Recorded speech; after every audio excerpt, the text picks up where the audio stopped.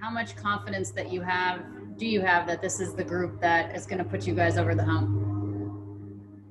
Yeah, I think from day one, we talked about how exciting our club was and how much, we enjoy each other and playing together and going out and competing. And I think that was pretty evident. You could see that in the 60 game abbreviated season. And, I think we're all looking forward to tomorrow and getting this postseason started. Is there even more confidence knowing that 1 through 9, this is such a dangerous club, and if a certain person or two isn't necessarily clicking offensively, that they don't have to carry the entire load? Really, nobody in this lineup doesn't have the ability to make it happen? Yeah, I think that's a mentality that we have as an offense, and it's not just 1 through 9. I think it's anyone on the roster we know is going to be able to go up there and do their job. And, if they make a mistake, put a good swing on it and do some damage. And if they don't, be able to take their walk and pass the baton to the next guy. So I know there's been a lot said about our season and all the home runs we've hit, but, we also took a lot of walks and found other ways to score runs as well. And that's something that definitely comes into play in the postseason. Walker Buehler, and the sample size that we've seen from him so far, proves to be a big game pitcher. How nice is it to have him on the hill for game 1, and then, oh, by the way, you have Clayton Kershaw on the hill for game 2? Yeah, I think it's pretty clear and evident that there's no lack of confidence in Walker Buehler's game. And he has over the past couple of years when we needed a big start out of him, whether that's a game 163 or a playoff game. He answers the bell, and excited to have him out there tomorrow. And then, like you said, when you hand the ball over to Clayton for game 2, we're feeling pretty good. Best of luck to you, Justin. Thanks for your time. Thanks, Chris. Next question from Dave Vassegg. Go ahead.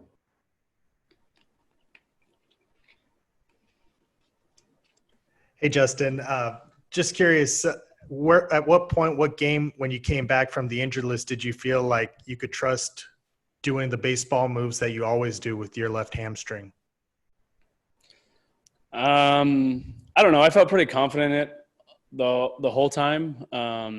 Just being able to kind of govern where I feel and how I feel that day and not trying to push it too much to the point where I would re-injure it. So I felt pretty good all along. Just wanted to make sure we kept taking steps forward every day, and I feel like I'm in a pretty good place right now.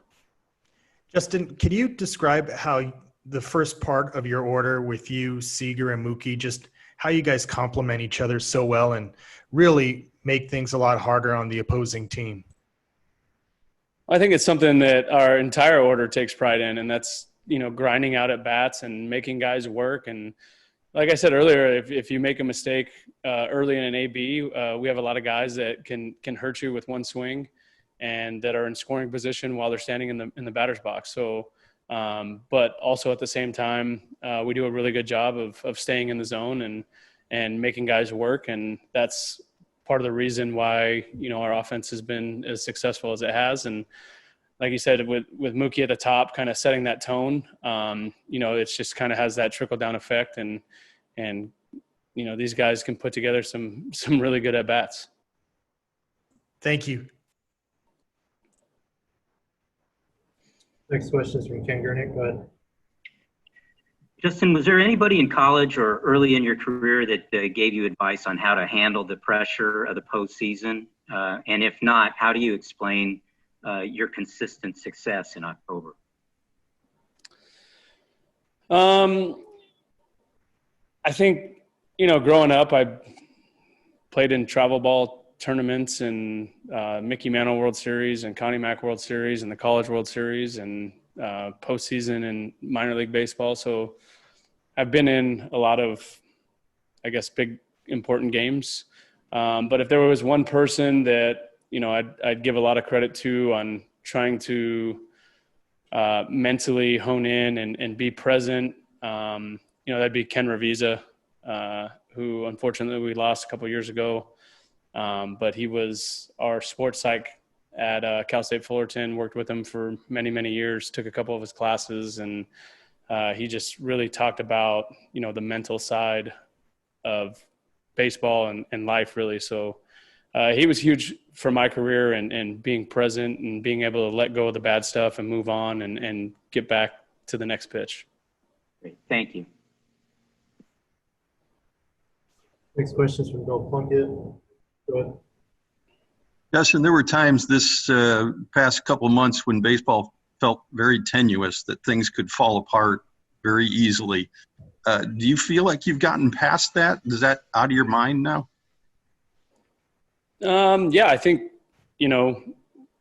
obviously there's a lot of protocols and things that we're allowed to do and not allowed to do. And, getting tested every day. And I would say it's been a pretty successful season, getting to this point and getting to the playoffs. And like you said, I was probably in that category where, I was optimistic that we were going to have a season, but there was definitely some doubt whether or not it was going to happen. So to be sitting here today, watching playoff baseball as the American League kind of kicks off their wild card round, I would say that, we did a good job, and I commend everyone for taking it serious and being responsible and making good choices and allowing us to get to this point.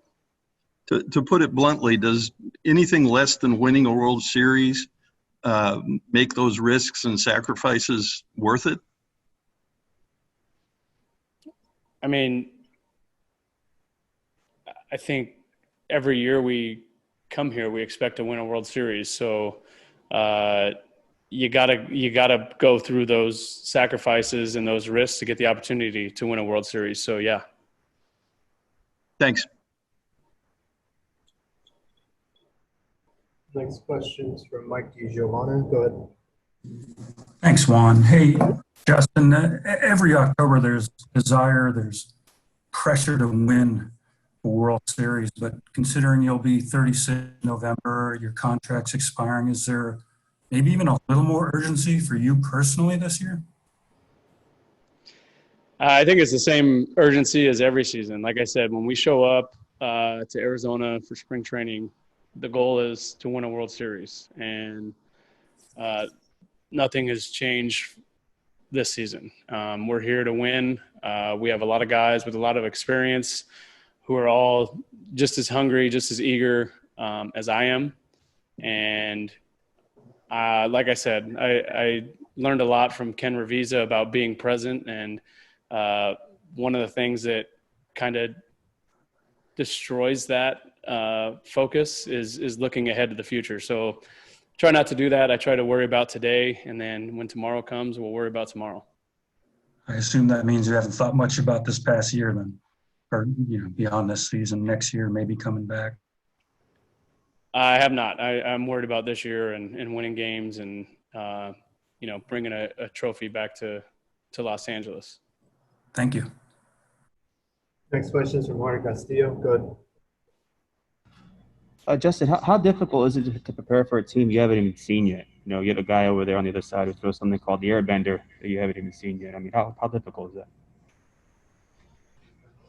Yeah, it's a little different, a little challenging. Usually, like you said, we would have played them at a home game or a home series and an away series and be able to have some stuff to go back on. But a lot of those guys over there, we have got a chance to see. And, we probably have some guys on our club that they haven't seen either. So, that's the world we're living in 2020, and can't use it as an excuse. You got to be as prepared as possible and go up there and find a way to get the job done. And with your hamstring, do you feel like you're 100%, or are you still getting there? No, I feel great. Thank you.